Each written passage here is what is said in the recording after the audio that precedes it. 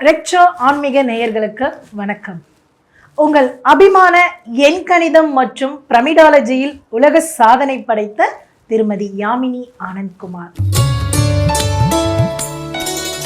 மீனராசி நேயர்களே, நல்லா மின்மினி பூச்சி போல, நல்லா அழகு போல உங்க வாழ்க்கை மாறப்போகுது.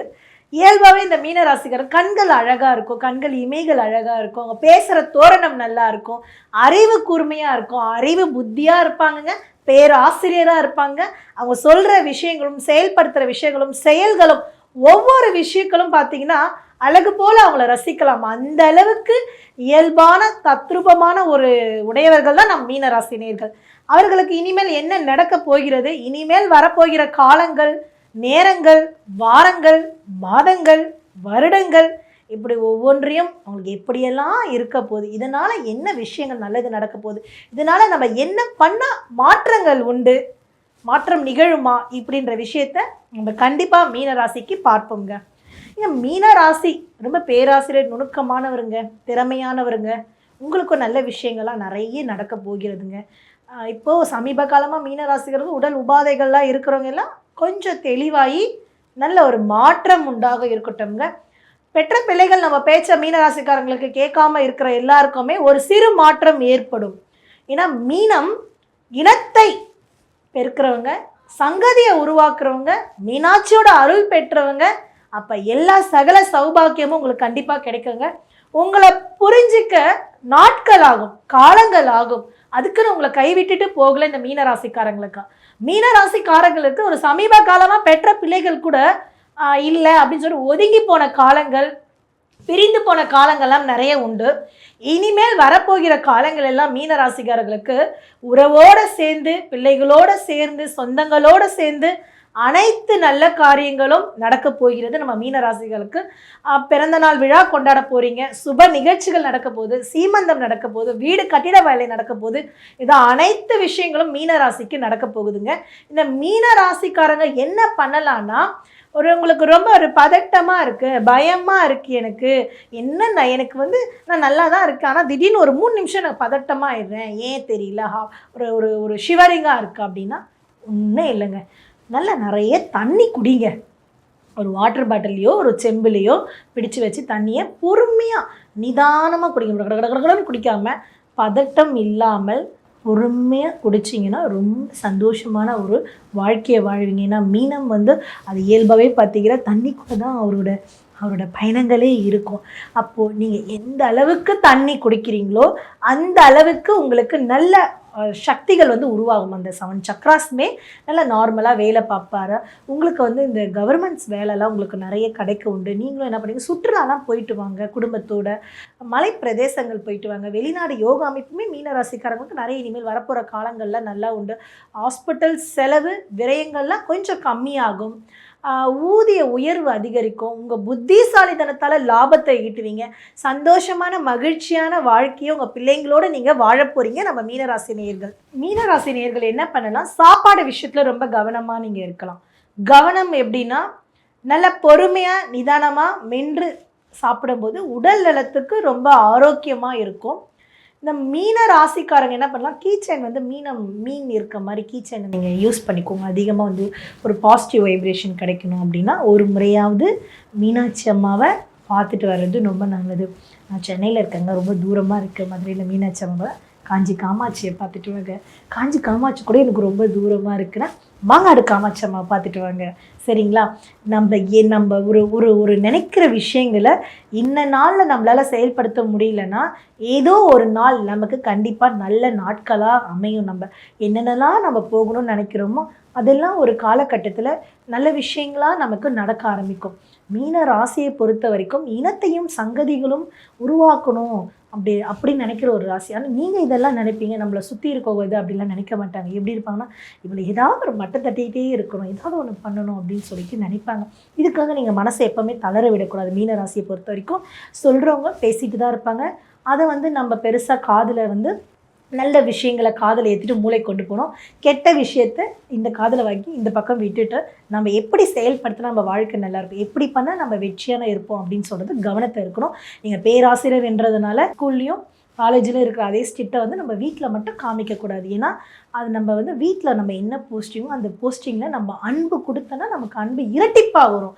ஏன்னா எந்தெந்த இடத்துல நம்ம எப்படி இருக்கணுன்றது பேராசிரியரான உங்களுக்கு நிறைய விஷயங்கள் தெரியும்.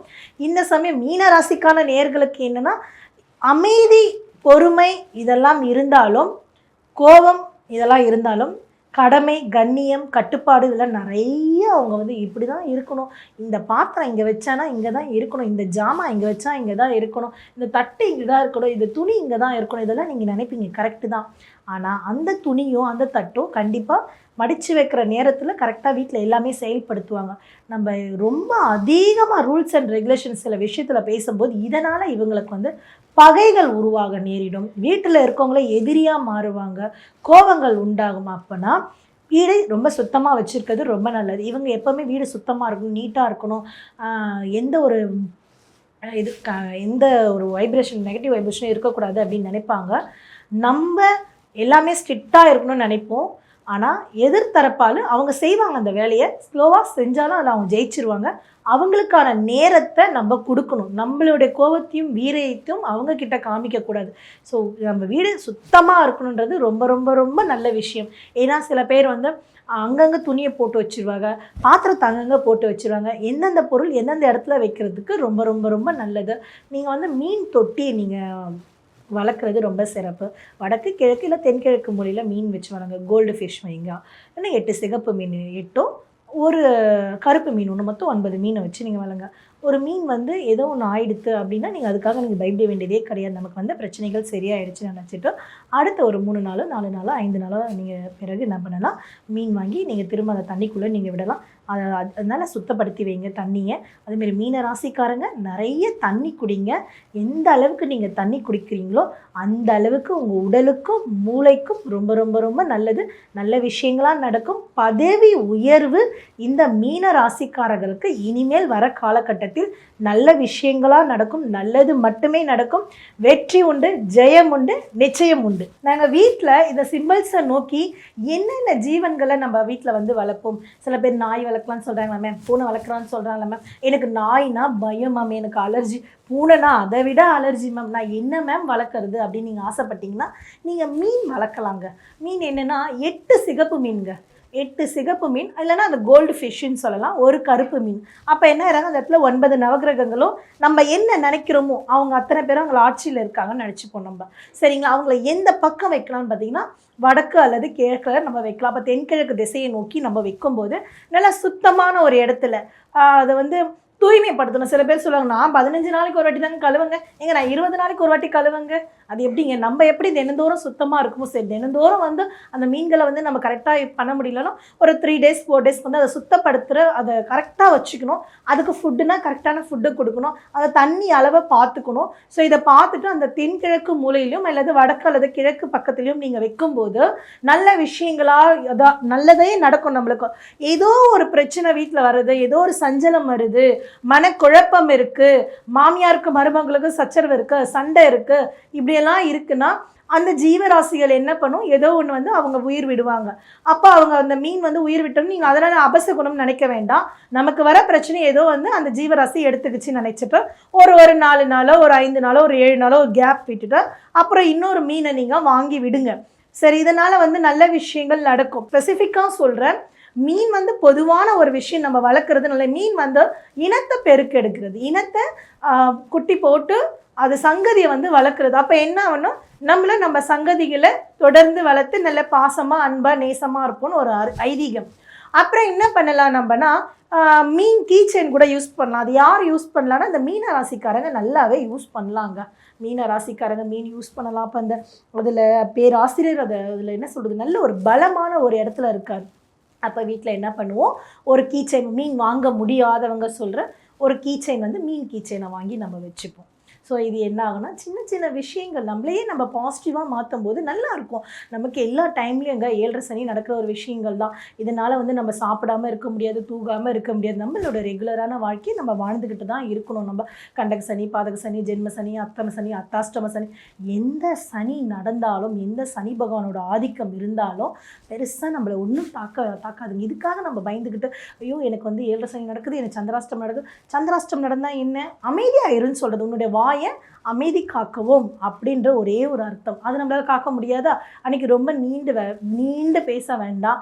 எல்லாரும் எஸ் ஆர் நோ இது மாதிரி பேசிக்கிட்டிங்கன்னா பெரிய விஷயம் பிரச்சனைகள் வர போகிறது கிடையாது. இதெல்லாம் ஃபாலோ பண்ணிக்கிட்டு வந்தால் நிறைய மாற்றங்களும் வெற்றிகளும் வீட்டில் குவியும்.